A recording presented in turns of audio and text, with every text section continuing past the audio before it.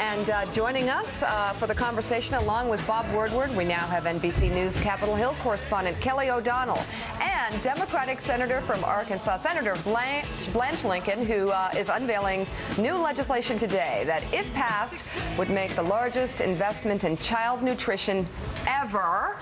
I love it already. Yeah. We'll get to that in a moment. I'm excited to hear about that. And your niece, tell her I say hello. Oh, I will. She's a fan. Oh, good. Everybody's wearing green. Look at the fountain. Let's show the green White House fountain. Well, it's not green. Well, it's green enough. Sort of a it's beautiful. It's absolutely beautiful. Before we get to Kelly and the Senator, I want to turn to something. I read a fascinating article yesterday by Fred Hyde over at the Post, asking a very basic question about our president. I think it's actually very relevant. Does he like his job? He doesn't really seem to be having a real good time in there right now. He's not that happy, Fred Hyatt says. I'm not sure that's the case, but there really is something that happens to presidents. And I did 4 books on Bush and talked to him a lot, and the last interviews with him, he was fatigued. Yeah. In the age of terror, it's even more difficult to be president. And I talked to somebody who's working with him now, and he's working on his memoir, and I said, what's Bush doing? Well, working on his memoir. What else? Recuperating from the presidency. Yeah. That it is just, it hammers you. Okay, it hammers some people, but your description of Bill Clinton, 1993, working the phones like a Vegas bookie on amphetamine, throwing the F word around Bill Clinton.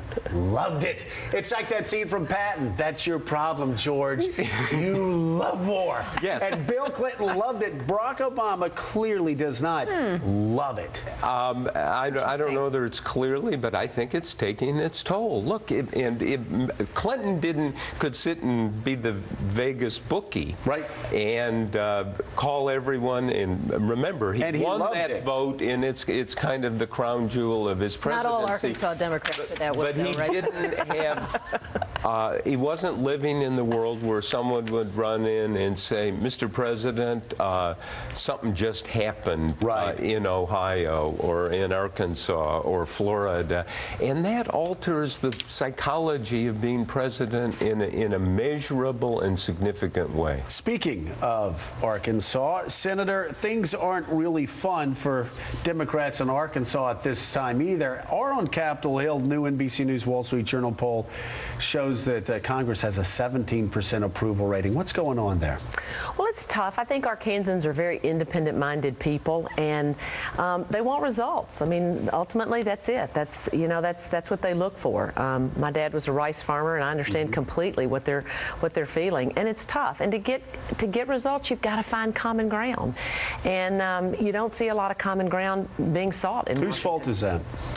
Well, I don't know. I certainly work hard to find common ground. I mean, you'll find me listed right there in the middle of the list in terms of moderation. I look for solutions and want to find that common ground because I want to find the results. I want to move on. I think people want progress out of this country. You know, when we served in the House, you were also a moderate Democrat. You found common ground with Republicans and Democrats alike, but that was a different time. Now, if you try to find common ground either as a Democrat or as a Republican, you were savaged on the internet within an hour by either a left-wing organization or a right-wing organization. Welcome to my world. Well, that's what I'm saying. How difficult is it for you to chart a moderate course in 2010? Well, it's tough. I mean, there's no doubt about it. It's tough to try to find seek the solutions to the problems and challenges that we face, and to do it in a moderate way where you take one step, at a time and get there with the solutions. But it's not impossible, and it's what the people want. So I'm going to stay on my course. Kelly O'Donnell, right now on the Hill, obviously a battle for the future of the Obama presidency, at least in the short term. How are things going for the president? Is he going to get the votes he needs? How do I deem it? Well, we will pass some time deeming it. I think the president, and I'd love to know what the senator could share with us, if at all, about conversations. What's it like to be in the room when President Obama is trying to twist an arm? I'd love to hear a bit of that. But the president really has to use whatever capital he has. Now, he is bringing people in. You've been in that position where you get a bit of the personal moment with the president in the White House, and the president says to you, if you're a Democrat, I need this, our party needs this, will you be there for me, how can I help you in the fall? Those things are persuasive, and this deem and pass that we've been talking about, whole new term in our lexicon, and it's an interesting strategy for Democrats, gives people some cover. They don't have to vote directly on the Senate version of health care. Is there a feeling he's going to get his 216 votes? I think there's been momentum. I think there is a sense that the urgency of it, the more we talk about ways they can get there, it seems to lend itself. Do they do it by this weekend? Oh, that's tough, but that's what they want to do. I mean, if the president's going to go to Indonesia. But I think this is the right question for the senator. What's it like to have President Obama ask? Does he beg? Is it an intellectual argument? Is it a party argument? Let's get the detail. Well, you know, as Joe said, ever since Joe and I served in the House together, I've kind of been the monkey in the middle. So I'm used to having it from any of the presidents that, you know, we need you here. Is that what so he how said does this he time? compare? Well, I haven't visited with the president. Oh, you haven't? No, he hasn't called really. you? You're clearly going to vote for it. Well, I made it pretty clear that I didn't support reconciliation. I came out at least 3 or 4 weeks ago and said I wasn't going to support reconciliation. I didn't feel like that was the appropriate way to go on an issue that's what do you think?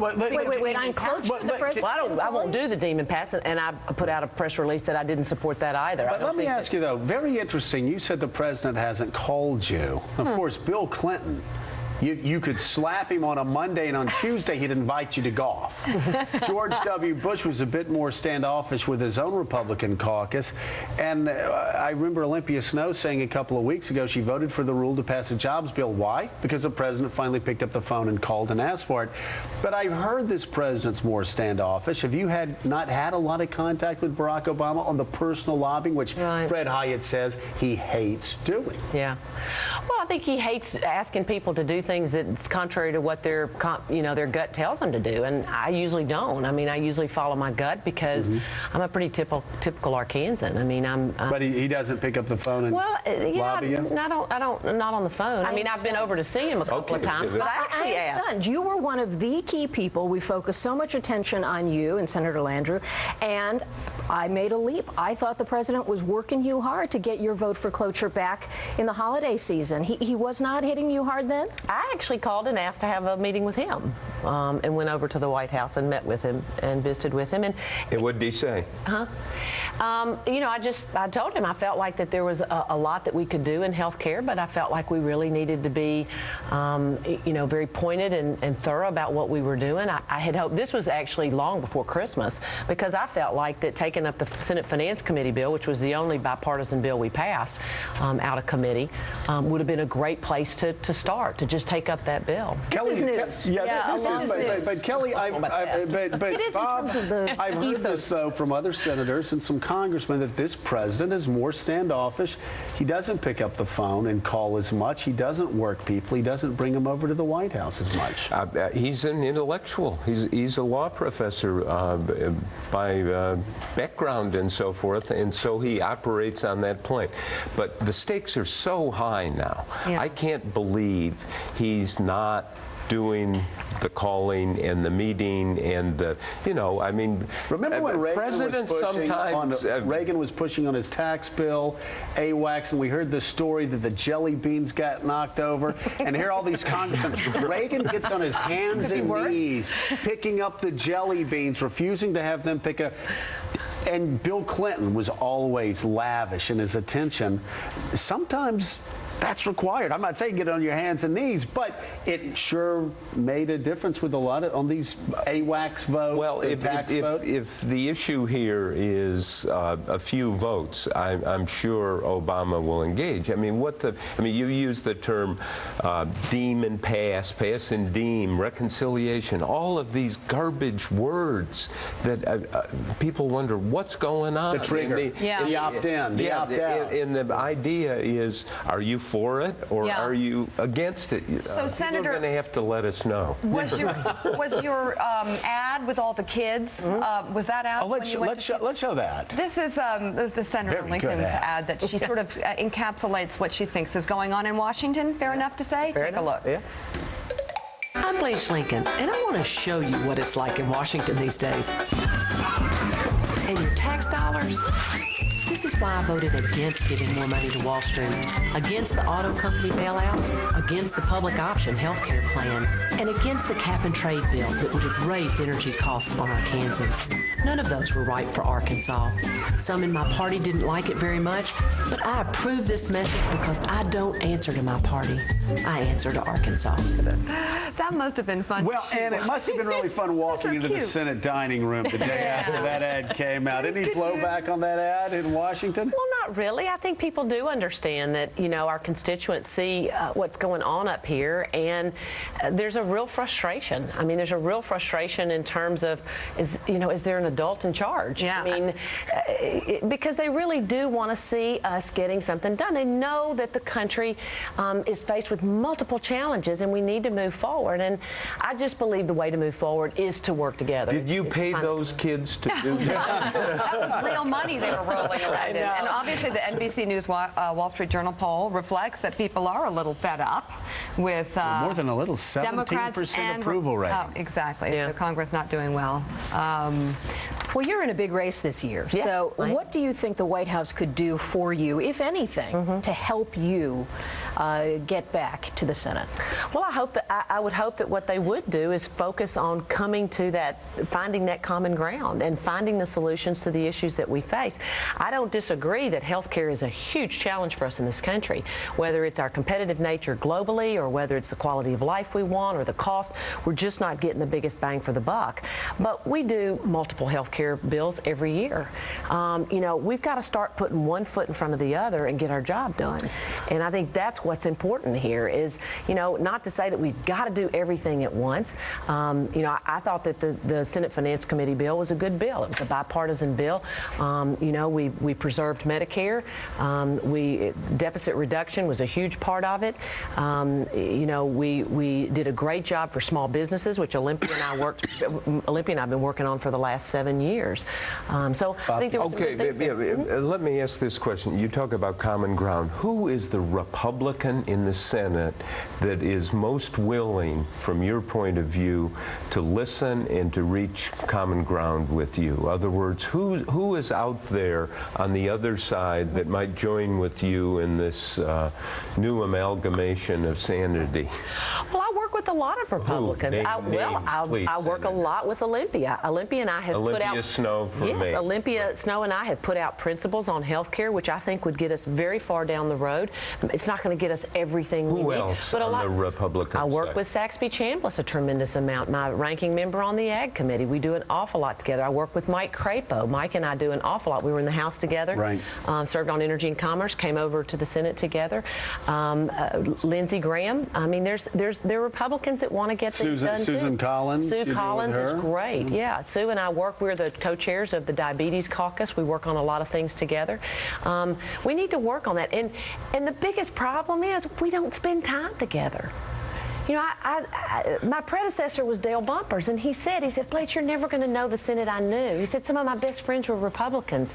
It wasn't because we agreed on every bit of policy. It was because we spent time together. So the culture of the Senate has changed. Oh, the culture has changed dramatically.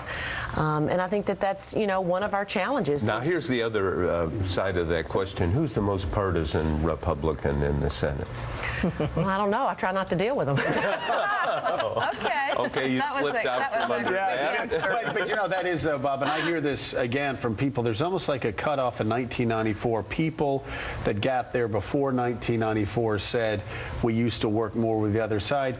And it wasn't because Newt Gingrich came in town as much as it was what Newt told us the second we got in town. He said, you come here right before the first vote, you leave right after the last vote, and you hold 10 town hall meetings in your district on Friday, Saturday, Sunday, Monday, and you work constituent services and be in Washington as little as possible. And I heard members say, it's a shame because we used to go to church together on weekend with our families and would have barbecues. Would go golfing. Our families would go on vacations together, and that Washington's gone and gone with it. And You know, I've been around too long, 4 decades, and when you hear this theme of, oh, the good old days, well, I remember some of the good old days where it was really mean, pretty ugly, and things happened that, in fact, wouldn't happen now. But there was a center, though. There was more of a... And also, you had to see them at the barbecue this weekend. Or Sometimes there was, and sometimes there wasn't. I mean, I hate to bring this up, but I remember the Nixon era. When you always go back to that. I do. I'm sorry, but it defined politics, the politics of hate, and you know, I don't think there are haters around in American politics like Richard Nixon, a self-proclaimed hater. You know, it's interesting, though. We had Brokaw on last summer during the town hall meetings and the screaming and the yelling, and Brokaw said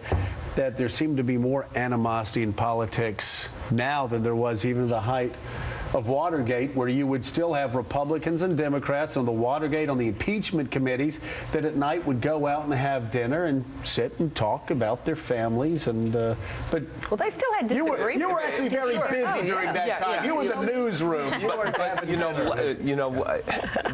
There isn't a lot of wiretapping going on now, I hope. Let's hope not. Pat Buchanan's in the control room. Yes, He heard your latest comments about Nixon and hatred, and he's asking Chris if he can come back in. Look at you, Shannon! Politics of hate here? Oh, Lordy. Okay. All right, Senator Lincoln, before You're you in go, trouble. You're on the enemies list. You're in big trouble. I want to hear about the bill you're going to introduce, the largest investment in child nutrition ever. I love it already.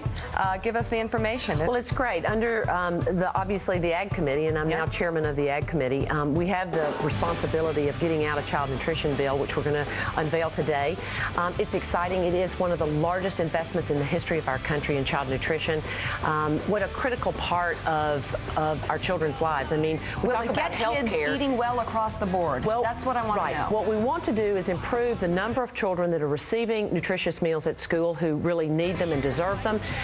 We also want to improve the nutrition of the meals, and that's exactly what we're doing. Great. But it is the largest investment we've seen to date. I hope it happens. And I think it's appropriate on St. Patrick's Day to announce that we're going to start by feeding every child Lucky Charms. No. So, happy St. Patrick's Day. Senator Lincoln. With Pepsi. Coming in. Chase it with a Pepsi and we're good to go. Ridiculous. They're finally taking it out of schools globally, Pepsi. We'll fight to get it back in. No. Thank you so much. I want to eradicate it. Coming up next.